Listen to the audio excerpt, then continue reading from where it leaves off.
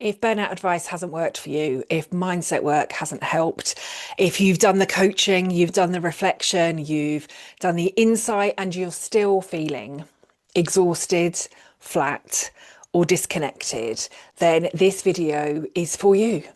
Because burnout isn't what we've been told it is. And the way we're trying to fix it is often, far too often, making things worse. So burnout is usually talked about as a psychological issue, right? We talk about too much stress, too much work, not enough boundaries, not enough resilience. And so we're told to change our mindset. We're told to manage our time better. We're told to just reframe our thoughts and to just build more resilience. And for a while, for a short while, that might help. But for a lot of people, it doesn't. They still feel foggy. They still feel exhausted. They still feel disconnected from themselves. They're still unable to think clearly or feel motivated or driven or to re-find their purpose or their meaning or their why. And that's where the confusion starts, because they're doing everything right and yet nothing is changing. And this is the part that's been missing.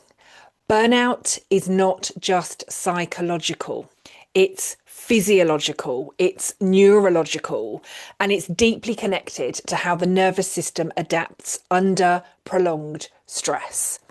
So when someone is at burnout, their brain is actually operating differently. Their capacity for reflection and decision making, that drops.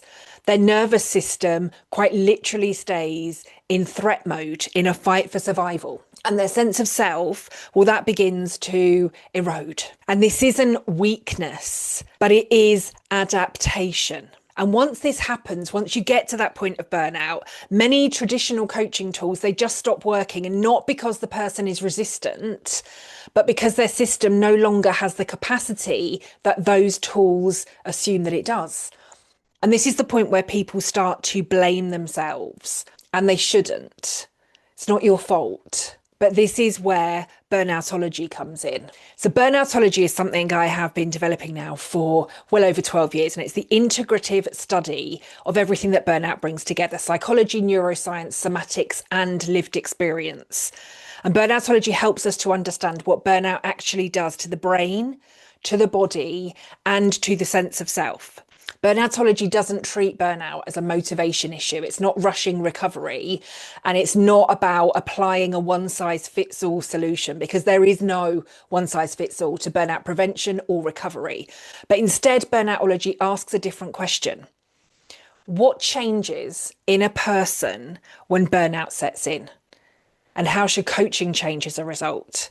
And that question changes everything. Because when burnout is misunderstood, people are coached when they need stabilizing. Insight is pushed when capacity is low. Pressure is added where safety is needed. And recovery is delayed or completely derailed.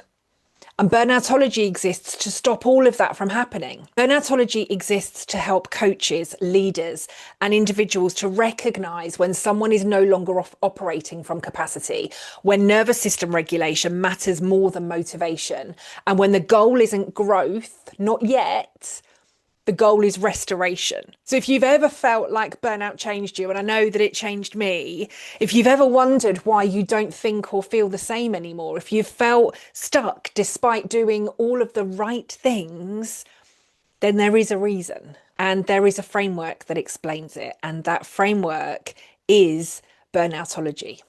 So if you want to explore this further, I've linked more below, including training, resources, and ways to learn how to work with burnout properly.